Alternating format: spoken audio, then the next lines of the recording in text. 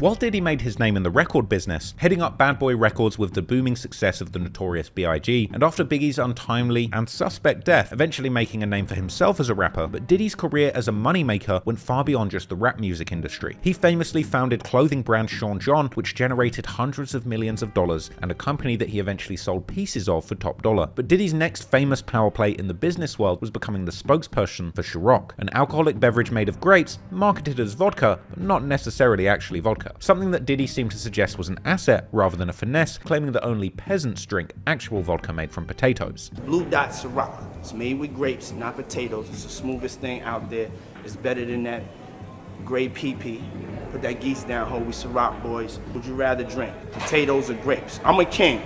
Kings drink grapes. Queens drink grapes. We don't drink potatoes, okay? Peasants drink potatoes, okay? The grape-derived party drink eventually came in a variety of fruity flavors that matched Diddy's various personalities perfectly. Interestingly, the brand was launched back in 2003, and one of the first celebrities used to market the product was NFL player Earl Little. I know very little about him. It doesn't seem like he really got the brand popping. The brand Ciroc would truly catapult itself into the hip-hop world in 2007 when they started working with Jay-Z and eventually Diddy, who began pushing the brand hard after signing an alleged $100 million deal with the brand, announcing the partnership in a glossy press conference where Diddy claimed that this partnership with Ciroc would revolutionize the spirits industry forever. Ciroc Vodka is entering into a groundbreaking strategic alliance with Sean Combs. Sean Combs and Ciroc Vodka. This is history because this is not an endorsement deal. This is not a co-branding deal. I'm going to be taking the lead on the marketing, the advertising, the brand building, where it's sold, how it's sold, and I'm very excited about building a luxury brand. My alliance with Diageo is something that will revolutionize the spirits industry forever. And it certainly revolutionized Diddy's pockets forever, with it emerging that Diddy was in charge of all marketing for the Ciroc brand in a big money deal that would see Diddy sharing 50% of the profits. Over the following 6 years or so, Diddy would shamelessly plug this drink at every opportunity, in glossy TV ads depicting Diddy partying and high class with Ciroc as his drink of choice, to 3-minute commercial movies where Diddy would hold the Ciroc smooth off and refer to himself as Ciroc Obama. He would hold star-studded Ciroc parties attended by the biggest rappers of the era, and he would famously ring in the new year after year with his Ciroc the New Year campaign and yearly parties. We are here live behind the scenes putting the party together. Y'all have heard about the world famous party. Many have asked, but few are chosen. It is an exclusive event happening at the Combs estate tonight. And soon Ciroc would be an inescapable part of every single Diddy party, some of which were inescapable. But at the time, the Ciroc branding's association with the Diddy parties was brilliant. By 2013, Ciroc was making and spending so much money on their ads, they were looking like full-blown Hollywood movies with star-studded casts of A-list actors. This one ad alone included appearances from Matt Goss, Diddy, Frank Vincent, Jesse Williams, Chad Michael Murray, Michael K. Williams, Christopher Jones, and Aaron Paul. And in a 2013 interview, Diddy spoke on his business ambitions in a sit-down which declared his business empire worth a whopping $345 million, with Diddy claiming that he wanted to produce the music you hear, the clothes you wear, the alcohol you drink, with Martin Bashir seemingly spotting Diddy's insane megalomania all the way back then. His bad boy business empire, with Diddy at the center, is now worth an estimated $345 million. He calls himself the Black James Bond, neither shaken nor stirred, but always selling. Is there anything you would not promote?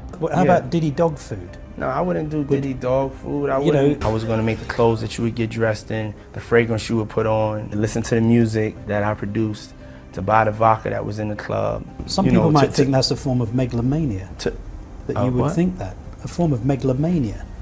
Oh, it could be. By 2014, Diddy had truly taken his Ciroc brand to the top of the game. But naturally, if one person is making a bag in business, it doesn't take long for new competitors to try and get into the market. And perhaps unsurprisingly, once again, Diddy's latest corporate op would be none other than 50 Cent himself. Now, in the years following the Rick Ross beef, while Diddy was building the Ciroc brand, the beef between Diddy and 50 got relatively quiet. That's not to say that there weren't the usual characteristic jabs from 50, with shots being sent Diddy's way here and there. The summer of 2010 would actually see 50 Cent going on a Diddy hate press run of sorts. He would do back-to-back interviews where he dropped maximum shade on Diddy. On June the 10th, 50 would be on a Boston radio show called Jammin' 94.5, where he called in to say Diddy's music sucks and that he's a bloodsucker, as well as saying Diddy shouldn't say that Rick Ross reminds him of Biggie Smalls. I was online, man, and I was reading you're not a big Puffy fan these days. Well, you know what? His music sucks. Don't be blunt, 50. Tell us what's on your mind. No, it's bad. It's bad. What is it you don't like about Puffy's music right now? He's not an artist anyway, so that's true. It doesn't really matter. Like if you think about it, is he a rapper? No. Because he said he don't write rhymes, he writes text. That's right. So you're not buying Puffy's CD when it comes out at all, huh? Nobody's buying it.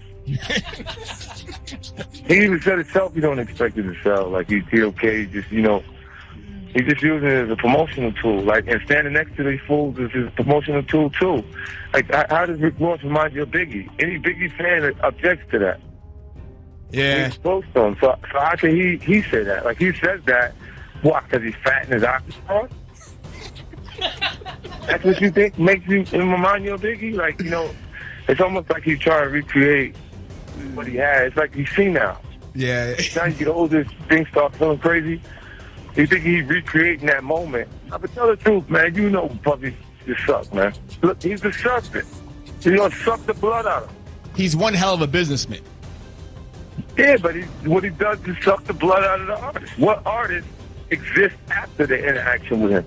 A week later, in a diss towards 50, Diddy announced that he was renaming his supergroup to the Supreme Team, the same name as the gang who shot 50. Then, on June the 24th, 2010, during another interview, 50 spoke on Diddy and said despite having music out, he wouldn't class Diddy as an actual artist because he doesn't write any of his music, suggesting that he's more in the business of making music rather than actual art. You know what's interesting? He's not an artist. He has an album. Yeah, but he's not an artist. See, an artist would be someone who actually wrote something maybe on the record. Imagine if I just sat around and listened to people's CDs and said, I'm just going to say the first verse that I hear that sounds good. That would completely take away the pressure, and I'd still be the artist in front of you with a new song every 2 minutes, because every artist that has a song that would like to make some money off it would send it. What I thought was a part of the culture, what made hip-hop culture exciting to me, was each person's individual experience.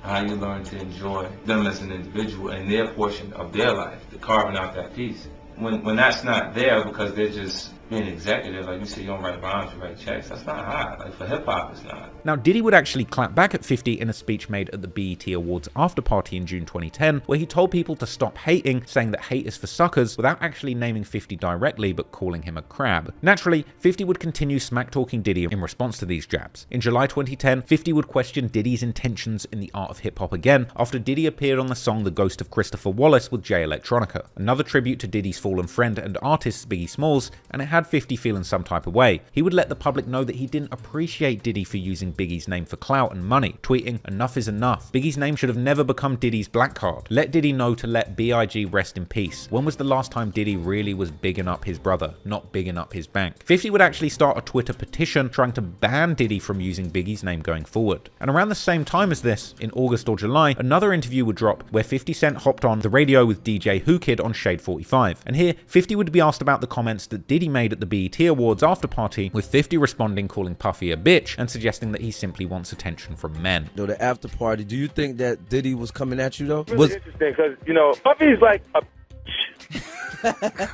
to describe Puffy in one word is a see, you know how ugly always got like pretty friends? Yeah, I know what you mean. He built his group. He want to be the hot in the group. He'll make sure he getting all the attention. Yep, they get the dudes hollering at them, everything. Is that the pretty bitch with the ugly girls? He want to make sure that niggas want to holler at him. If he'll tell you himself what happened in Miami, stay in Miami. They would even for a moment bring up the fact that Diddy was forming a group called the Supreme Team, with 50 saying Puffy should know better. He did change the name though. He changed the to Dream Team. Supreme Team. Better than to do that shit.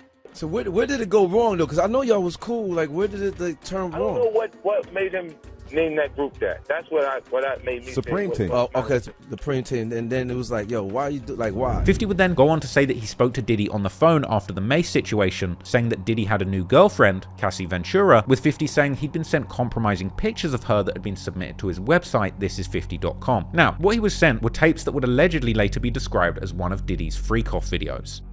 Then he called, we should kick it on the telephone after the Mace. Matter of fact, they sent me the girl pictures of this girl, like not the shit that y'all saw. Worse, way worse. Wow. Are you kidding me up? Like penetration pictures and Nah, come on, man. come on, Phil. And when 50 says in the interview, not the stuff that you saw, it's way worse, he was referring to leaked topless pictures of Cassie that had circulated in mid-2009, with them eventually being taken down for a pretty interesting reason, with one Hollywood gossip blog explaining that the topless pictures of Cassie were taken down due to a claim from Bad Boy Records, on the basis that they had bought the photos and had exclusive rights over them. Interestingly, this 50 Cent interview was the following year, months after the rumors had circulated on Twitter that Cassie's even more compromising clips had been leaked, and the following year in 2011, Media Takeout would report that they had been contacted by somebody claiming to have an explicit tape that starred both Diddy and Cassie together, with an explicit photo of themselves together also getting shared online around this time. But anyway, 50 would go on explaining that after he was sent the alleged freak-off video through his website, he actually called Diddy to ask him if Cassie was really his girlfriend. Say, yo, you with this girl? Like, you really, like, you like her like that? And he was like, yeah, that's my girl. I'm like, all right, I'm gonna send you something. You look at it, you call me back. 50 said that it was after this confirmation from Diddy that Cassie was indeed his real girlfriend that he sent Diddy the clips, but he was surprised when Diddy called him back and said thank you for the video. I sent him the photos, the pictures and everything, and the nigga called back and was like, yo, thanks, man, yo, I really appreciate that. Diddy would go on to quiz 50, asking him where did you get these from, with 50 reminding everybody that usually when he gets sent something, it's getting posted online. I sent him the photos, the pictures and everything, and the nigga called back and was like, yo, thanks, man, yo, I really appreciate that. Yo, where you get these from? And I said, you know, like, because they know, like, if something crazy is going on, if they send it to me, I'll make sure it get out there. Like, as far as this video.com is concerned. Yeah, yep. And then 50 would go on to drop a bombshell, explaining that because of the way Diddy reacted, he realized that these pictures and videos weren't being made because Cassie wanted them, but because actually Diddy wanted them. Even saying cryptically that Puffy likes to take advantage of all the suckers. You know, I really kind of felt like those photographs was not happening because of Cassie. I felt like they was happening because of Puffy.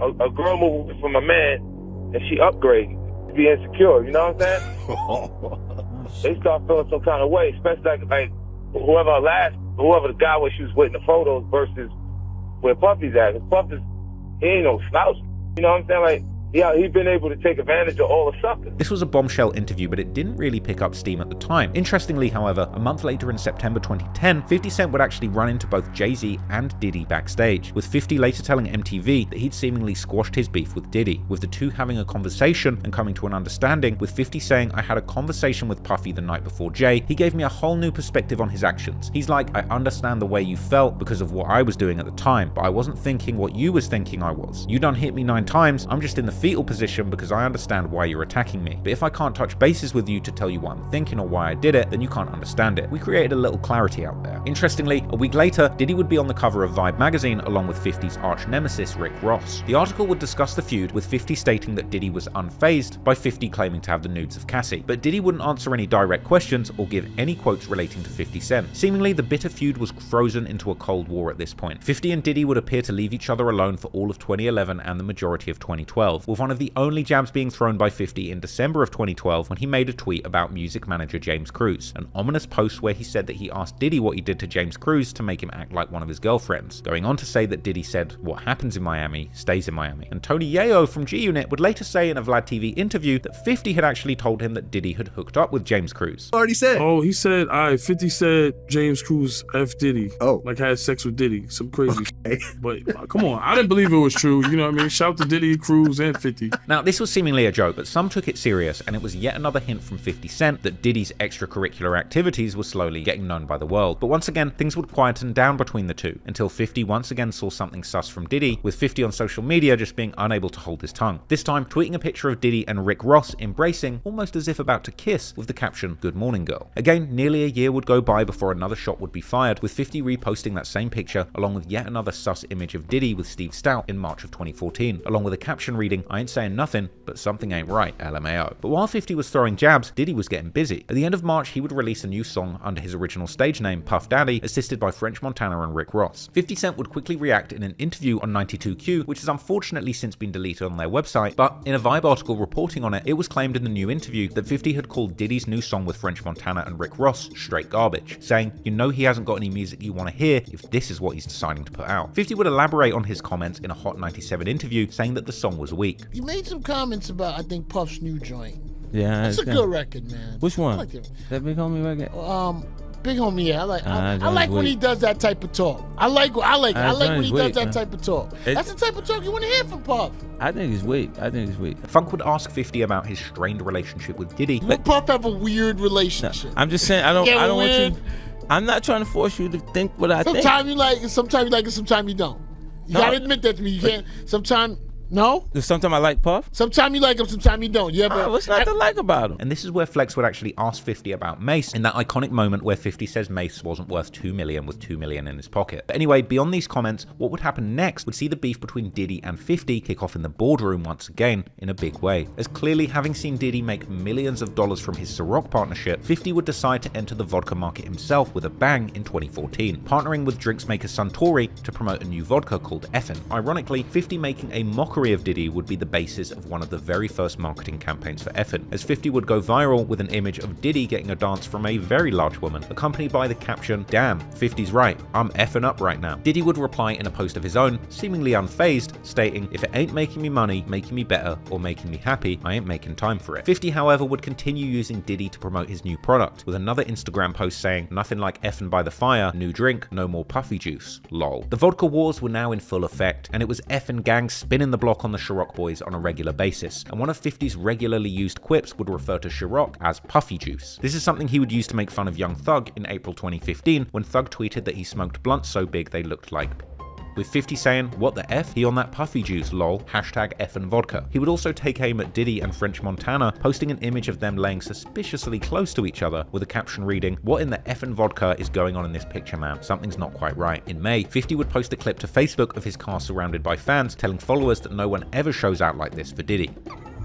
"They don't never do this for no puffy, you kidding me? No more puffy." In June 2015, at the BET Awards, Diddy would fall on stage while performing, which 50 came out to say was the highlight of the whole event. BET. The highlight of the whole goddamn show was Puffy busting his them all. From here, Diddy and 50 would continue to go back and forth. Apparently, the following month in July, Diddy made a post for 50 Cent's birthday showing a picture of them together with the caption saying, "Happy birthday," and that he'd sent 50 a lifetime supply of Ciroc. In August, Diddy is on the Breakfast Club and has his people take down 50 Cent's bottle of Effen vodka that was in the background, which 50 had apparently sent for Diddy personally. In the game, there's not enough people taking any chances. Everything is... What the hell are you doing, man? What is going on? There's grown men crawling behind other grown men. Just to give some backstory. What is going on, yo? No. 50 Cent sent a case of Effen up here for Diddy. And he signed it with a card. He gave him a card. And now we have revolt people crawling on the ground. Friends, Curtis Jackson. Yeah.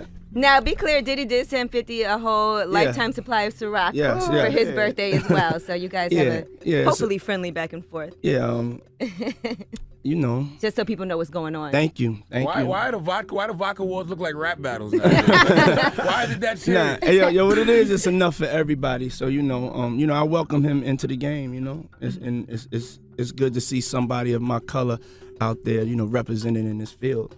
And, hopefully he appreciates me opening up the doors for him continuously. That's basically what he's saying, but he would not be as successful as Ciroc. I just need him to know that.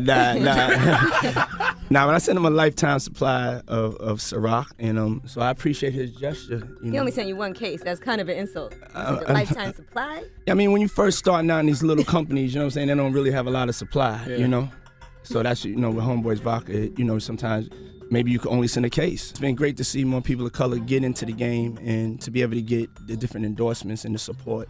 And so, I welcome anybody that's coming in, hustling, trying to, get their thing off. So, I wish 50 the best of luck. Then, like a nasty rash you picked up from a freak off, the beef would spread quickly to Diddy's inner circle, as French Montana would find himself on the front lines of the vodka wars too. In late August, French would be seen giving an underhanded shout out to Effen Vodka whilst at an event that they were sponsoring. Man's here, he came by. Shout out to Effen Vodka.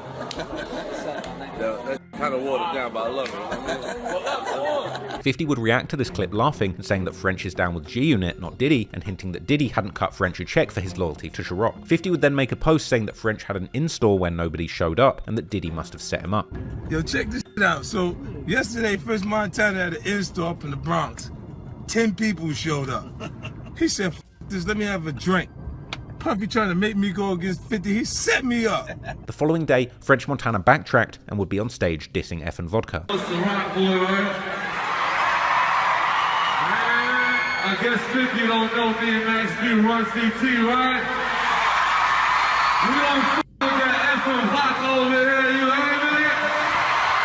A couple days after that, French would post a follow-up video on social media dumping bottles of Effen vodka in the trash. That's how I feel about your boy. What the f*** is this? 50 would then respond to this, saying Diddy must have called French after he said that he liked Effen and forced him to trash the bottles. Yo, I just seen a clip of French Montana throwing bottles of Effen in the garbage. You know, Puffy called him like, you said you like this. You want your record out, don't you? You dummy. You playing. They putting us out of business. You better do something! 50 even posted it with a caption comparing French's post to Diddy sending his runners to fetch cheesecake for him like they did on Making the Band, as well as another post saying that Diddy must have touched French Montana's butt like James Cruz for him to back Diddy so hard. And 50 would tweet around this time that he had spoken to Diddy, who told him that he was getting too old to keep up with the beef. Not long after that, 50 would post saying that Puffy must have been mad to find out that Effen Vodka was the main event at the latest sales meeting for Suntory Drinks. Over the next year, there would be a few sparse jabs between 50 and Diddy's camps. 50 would tweet seemingly indicating that Diddy was pissed when he found out about 50's Effen deal and hinted that perhaps Diddy had offered him a Ciroc deal. In February 2016, when news circulated after an ex-LAPD detective claimed that Diddy had paid Keefe D $1 million for the hit on Tupac, 50 reposted it with a caption saying, "So Puffy with it, huh? You gotta watch these punks. Scary ass dudes will try you. Hashtag no Puffy juice. He killed your favorite rapper." And 50 would follow up with a skit on his Instagram where he recorded himself telling someone on the phone that Diddy killed Tupac. I told you you can't trust these niggas. Puffy done killed Tupac, man. In April 2016, 50 appeared on Shade 45 with the Heavy Hitters, where he once again discussed how much better Effen was than Ciroc and that he has a bigger vision than Diddy. Man, talk to me about the liquor, brother. Man, we're doing it like, it's a premium vodka. It's made from wheat. Ciroc is made from grapes. So, it's more sugar content. And it, wine tester, you smell it. The grapes, so they gotta figure out how to, it's a little more syrupy. They gotta get rid of the grape taste to bring peach. Or to bring those other things that are there, so you see. You're taking the same blueprint that he did with Ciroc Boys, or the Ciroc flavor. That's cool, he only did it in New York, so he had the right drink, just the wrong vision. 50 would go on to explain that his plan with Effen was to hurt Diddy, before going on to say that Diddy is someone who stands next to the guy, but 50 really is the guy. So you and Puff go at it neck and neck all the time with your brands? It's gonna hurt him. Look, he's a guy who stands next to the guy. He's not the guy. I am the guy. Right? He's next to Biggie, he's next to Greg Mack, he's next to Mace, he's next to the Locks, next to Kim. Whenever you've seen him by himself and was excited. 50 would repeat his earlier assertions that Diddy isn't an artist, just a music mogul who cuts checks to real artists. He's not an artist. He's a party promoter, a business person, producer, a lot of other things, but not an artist. You know what I'm saying? Then when Diddy announced he was retiring from rap to pursue acting full-time, 50 joked that he thought Diddy retired 10 years ago. However, there would be some small responses, even if not from Diddy himself. That same month, May 2016, a drunken French Montana throws more Effen in the trash when he's at the Breakfast Club. Don't throw this shit down. Don't throw this shit down. Please don't throw that. Don't throw it. Please. Not in here. No, not that. Yo, I hate that. Get him a trash can. This is the motherfucker. Now you doing dirty all you want. Look at this guy, man. He look over. Like, this guy looking over. You know what I mean? I'm not even gonna do that, man. I wanna hit against the wall. Who drank this Four Loko? Who drank this Four Loko? This Thunderbird? This motherfucker? No, hold on, leave this right there. It's all good. Look, and I drink Ciroc when I drink Henny when it's time in, you know what I'm saying? But who drank this Four Loko? I'm so heated right now. Like, I'm heated. But guess what? This shit don't even wanna close. Like, once you open it, don't close. Look, it's leaking all over my hand. Look, it's leaking. Look, hold on. Jesus Christ. Funnily enough, it would seem that French's drunken loyalty would pay dividends in the end, as the following year French would be granted his own flavour of puffy juice, when Ciroc launched the French vanilla flavour in partnership with French Montana himself. But the month after French threw the Effen in the trash again, Fiddy would clap back, not just at Diddy, but at the whole lineup of bad boy artists who had seemingly been screwed over by Diddy. He posted Mace with a caption reading, "After you dance with the devil, you need God in your life. Look at what Puff did to Mace. Hashtag no puffy juice." And he went on to post unflattering pics of Loon and Shine with the caption, "After dancing with the devil, hashtag no puffy juice." He even posted a picture of Diddy and Biggie, saying that Biggie died after dancing with the devil too. Then in July 2016, in an interview with the Mad Hatter Morning Show at the Dub Car Show, 50 dropped more shade on Diddy, labeling him a sucker. Is Puffy promoting power? Puffy's a sucker, man. Wait a minute. 50 would go on to explain that Diddy is doing bad things behind the scenes that people don't even know about, bringing up James Cruz once again. There's stuff behind the scenes that you don't know, because that's what be agitating. Like with James Cruz, people around him, be doing stuff, and they doing it in his behalf. So they can act like, he has no idea what's going on. But it's coming from him. Later that month, 50 was on stage in Scottsdale, Arizona, and threw shade at Diddy again, calling him out for having a lack of hit records. Play the last Puffy single. The last Puffy single of his last album. Do anybody in here know what the last Puffy single was? The DJ don't know. The lights get ready to come on. Nobody in the whole nightclub know what the last Puffy single was? Look it up on Google. Come on, man. The month after that, in August at the VMAs, Sprite ruiner Future would call out Diddy, labeling him an old for coming backstage with no Ciroc. We got my Ciroc. Damn, we got all this liquor. Yeah, y'all want Diddy to come to my room, but this thing ain't even run no Ciroc. I don't want this around Diddy. Your own. 50 Cent would naturally capitalize on this, deciding to comment doing an impression of Future, dissing Diddy, and busting out laughing. We got my Ciroc. Damn, we got all this liquor, and y'all want Diddy to come to my room. He ain't even run no Ciroc. I don't want that old around me. He old. It was another bitter summer between 50 and Diddy, but almost like a bear going into a hater hibernation. Into the winter, 50 would appear to leave Diddy alone for the time being, and the no puffy juice posts would interestingly slow down during this time, with only a few hilarious jabs sent by 50, like one image of Diddy looking like a woman with the caption, "Puff like, I don't care what you say 50, I'm so sick of you messing with me, no matter what." And ultimately the vodka wars would seemingly come to a stalemate too in July 2017, when it was reported that 50 Cent had actually sold his stake in Effen Vodka for a rumored $60 million, after DJ Envy aired the news on the Rumor Report segment on The Breakfast Club.